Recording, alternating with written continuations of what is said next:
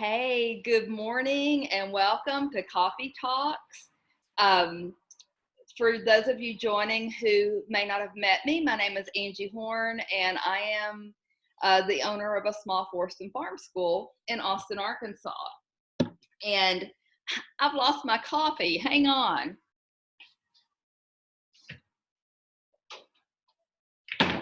I'm gonna need a little cup of this coffee to keep me going. I've been drinking hot tea for several weeks now and added coffee back a couple of days ago, and I'm really liking it. Oh my goodness. So today we're going to talk about a couple of things. One thing is nutrition education for children or for parents trying to get their kids to eat more fruits and vegetables and berries and to have less stuff that's not good, clean food. And then the other thing we're going to talk about is we're going to talk about some behaviors and some things we can do. Yesterday, when we had our coffee talk, we talked about adding some food ideas. So I will also be doing that today. If you have any questions, put them in the chat and I'll get to them at the end. I am so grateful that you joined us today for this coffee talk. The next coffee talk will be this Saturday at 11 a.m. So I invite you to join back in at the same Zoom number. So to get our kiddos to eat real food can sometimes be challenging.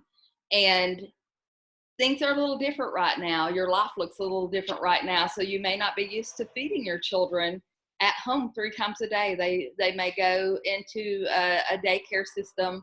I know that we have a population of about 42 children in our Forest and Farm School year-round program. And then in the summer, we can have another 58 campers.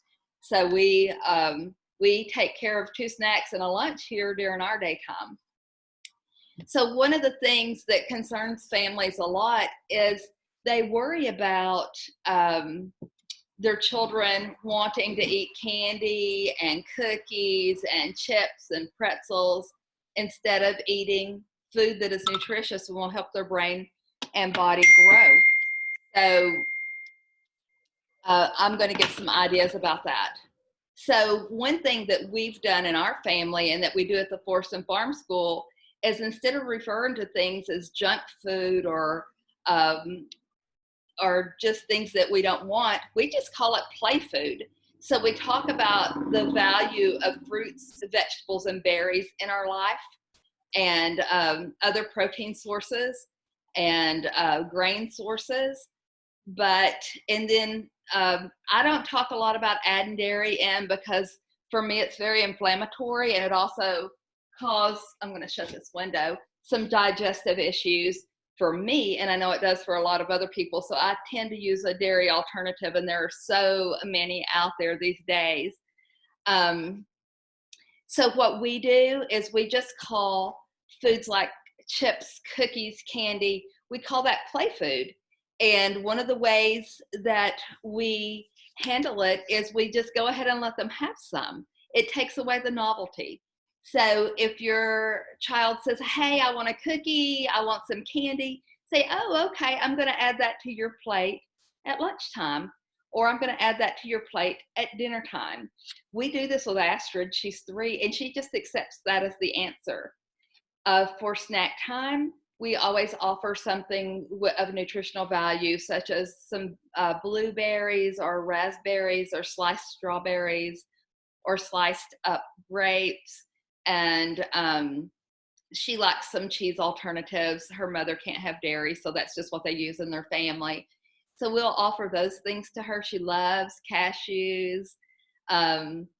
So we just give those kinds of things, some vegetables and some dip to dip those in.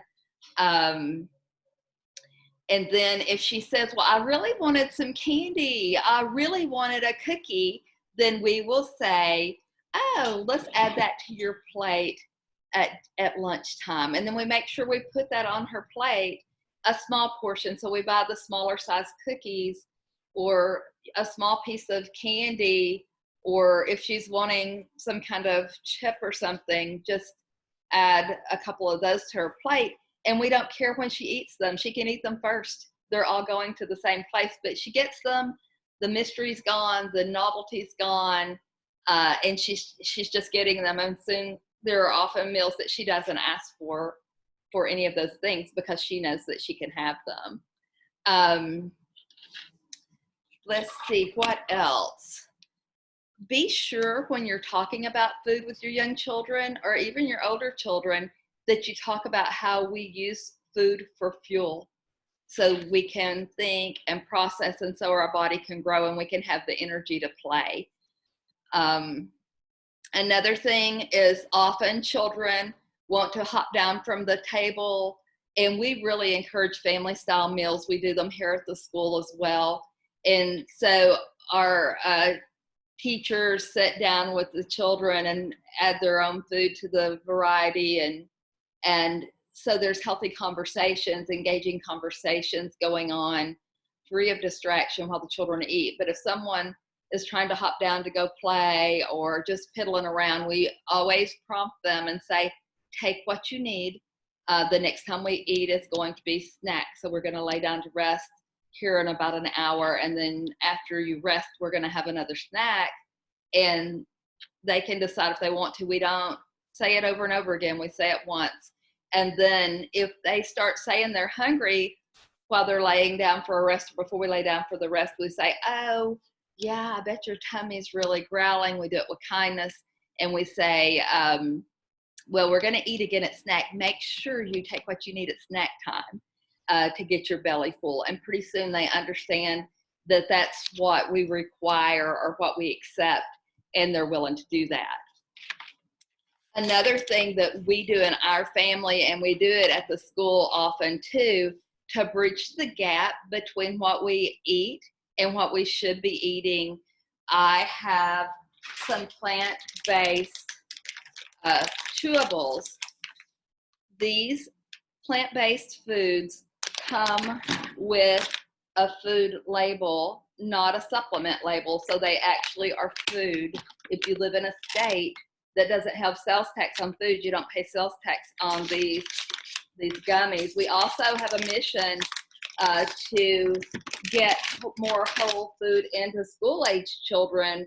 So there's a Healthy Starts for Family where you can get these free for your child if they're age 4 to undergrad and through undergrad and college. So whoever invited you to watch this video or onto this coffee talks, just ask them for more information about this.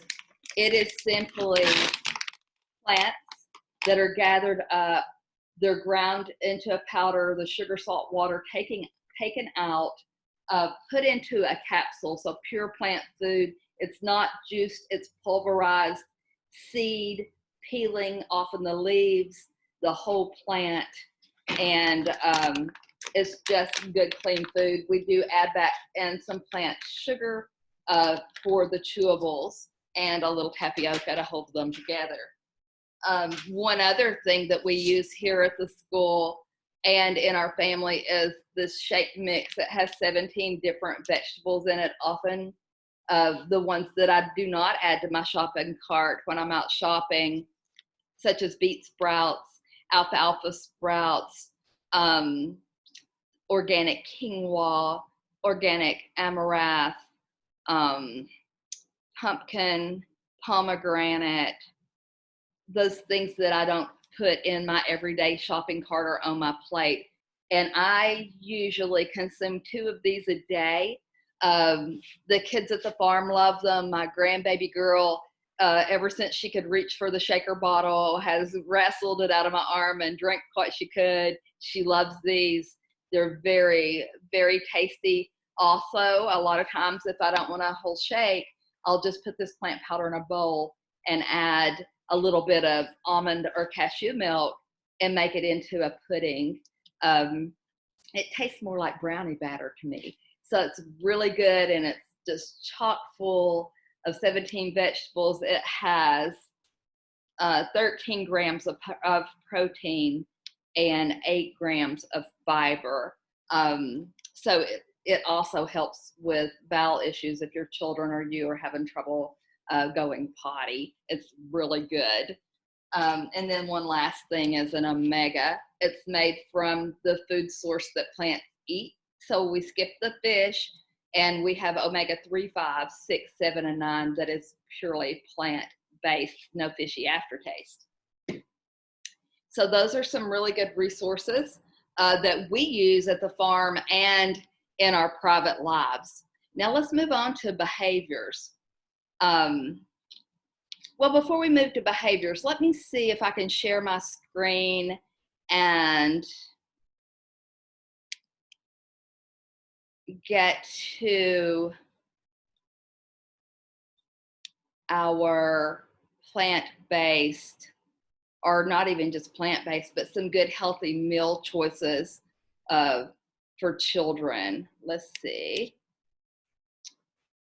Okay. Now, I downloaded this for you to see.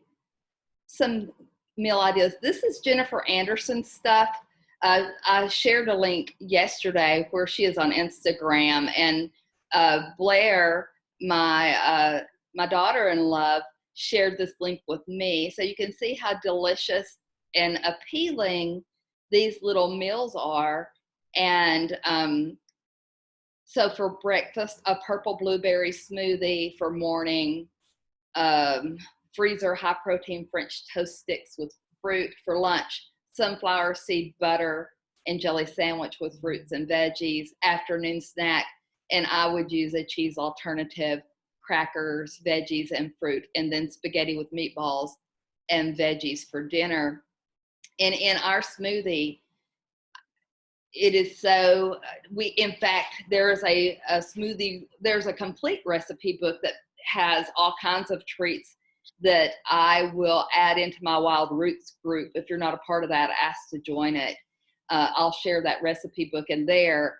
But this recipe calls for a banana, a cup of frozen blueberries, a small to medium carrot, a cup of milk of your choice, and I usually keep almond or cashew milk. And then I would add a packet of this protein powder, because you can get chocolate or vanilla, and blend that up and make a smoothie for breakfast. And then the snack, the frozen French toast sticks, and then, well, this is not frozen. This is a high protein French toast sticks, and it has a recipe: 8 eggs, cinnamon, vanilla, maple syrup or honey, coconut oil, and 8 large pieces of whole wheat or another hearty bread. And it tells you how to make that. Some sunflower seed butter, sandwiches, and then some veggies to go with that. For afternoon snack, whole grain crackers and that cheese alternative. And then for dinner, spaghetti and meatballs. And you can buy frozen meatballs. In this picture, she used gluten-free turkey meatballs that were just frozen, and she thawed. And then spaghetti, I love to use the one that is made out of soy. They're already made up. They're stored in a little packet of water, kind of by the salads in the grocery aisle. And all you have to do is rinse those, and they're ready. And they have the actual texture of pasta. My family loves it. And then a jar of marinara sauce, and then some extra veggies that are steamed. So I hope you find that those little ideas helpful. Again, Jennifer Anderson is who is putting out those recipes. Next, let's move on to some behavior with children. These behaviors, you may be seeing some big emotions during this time at home, this unforeseen crisis that our nation and indeed the world is facing. So the kids have big emotions too. They don't know what's going on.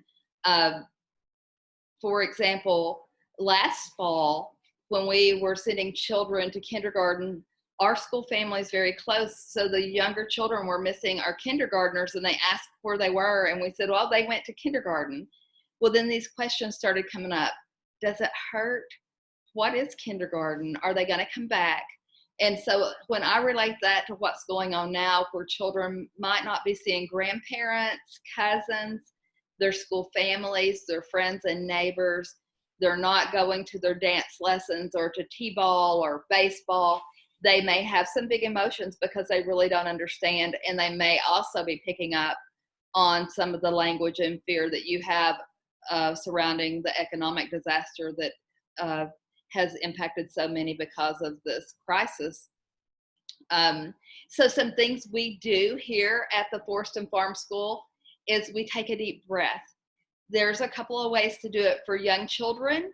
We are a star. We say we're going to be a star. So that means we smile, take a deep breath, and relax. Do that ×3. Another thing we like to do is blow up a balloon.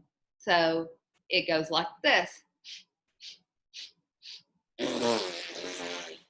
The young children love to blow up a balloon and take a deep breath. Do it ×3. They get their brain flooded with oxygen. They get their hands moving. They get to spit a little, which is usually something they don't get to do. This is a tactic I used to teach adults when I did corporate training and traveled across the country. I would create or teach them to create a space between stimulus and response, or to create a space between something that happened and how they react to it. And so that's what we're teaching these children at a very young age, is how to take a deep breath. If you have older children, let me back up just a moment. Practice these things when things are going well, when you're having a story or you're having a meal.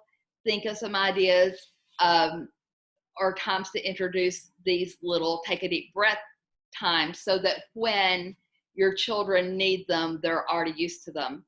For older children, I found this tactic that it works for me as an adult as well, and that is, do it with me. Look up to the sky, smile, take a deep breath. It's nearly impossible for a negative thought to cross your mind while you're practicing that breathing technique. Do it ×3.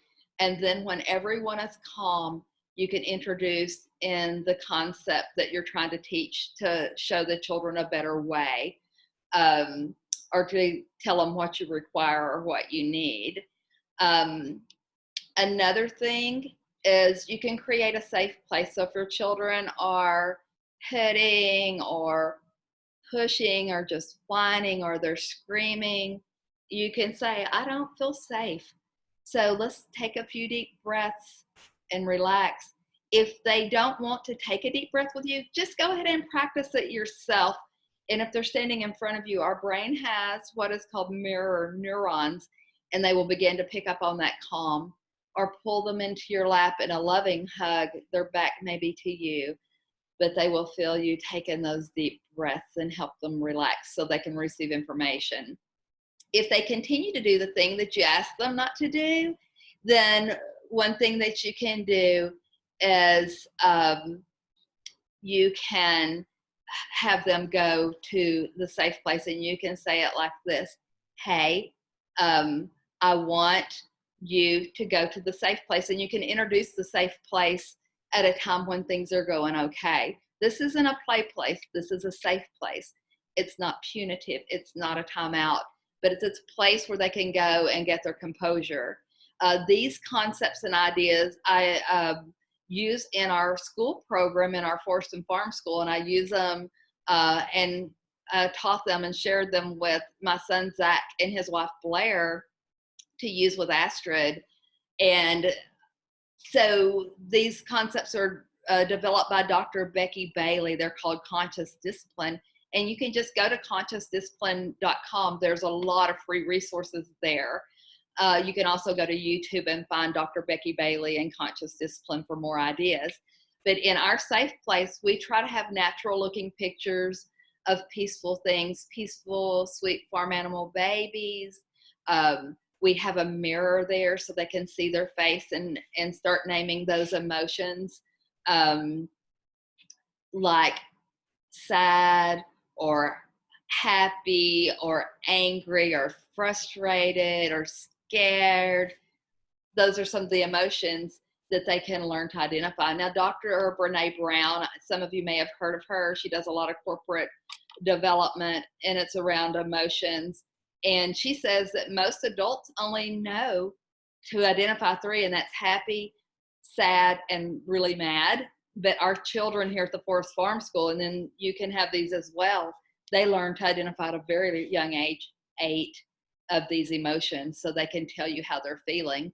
So the mirror helps them get through that part of deciding how they feel. And then we have bottles of happy lotion, so we just write happy lotion on the bottle of lotion, and while they're rubbing that in, they're getting a really good hand massage. We have books for them to read, or little things for them to doodle on, but some things to do in the safe place while they get their composure, and then they can come back and join you when they can keep you safe. I love this idea. If you're outside in the yard, find a safe place for the yard and introduce it while things are going good. And then you can have just a little bag of things that they can do out of that in a backpack, or if you're out on a travel, the same thing.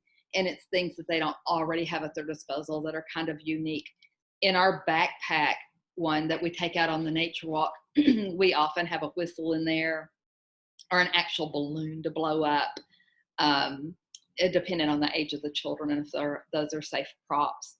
Tape measures to measure things, a travel mirror so they can identify those emotions.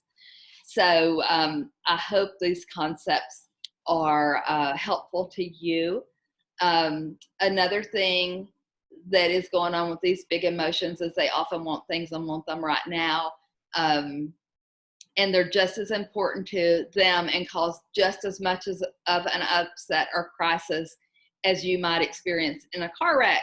So I give the example often when I'm talking to parents and advising them.